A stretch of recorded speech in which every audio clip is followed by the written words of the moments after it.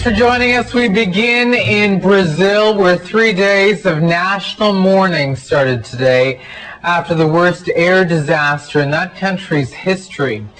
A Brazilian jet had attempted to land at the airport near downtown Sao Paulo. It's surrounded by businesses and office towers, and that meant disastrous results when the pilot tried to abandon the attempt. Nearly 200 people died in the crash. The CBC's Allison Smith picks up the story. This morning, smoke still drifted from the crash site as rescue teams worked to retrieve the charred bodies of the victims. Grim remains from an exploding inferno.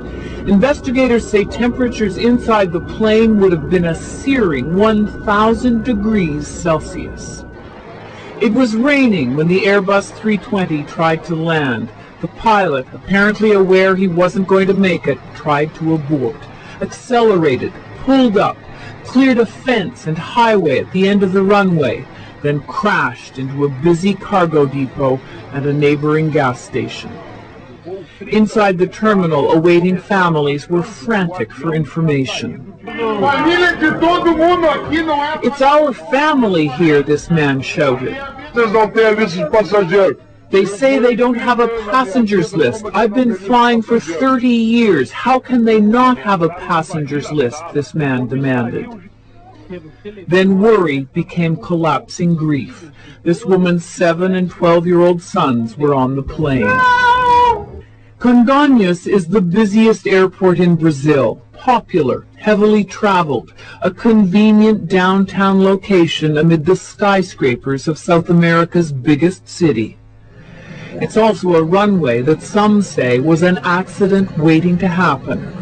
Pilots nicknamed it the aircraft carrier. It's short, with no margin of error for big, heavily loaded jets.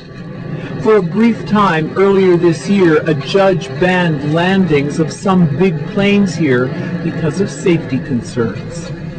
The runway was recently resurfaced, and there was more work to be done. The surface had no grooves. Without that, you can have a very slick surface.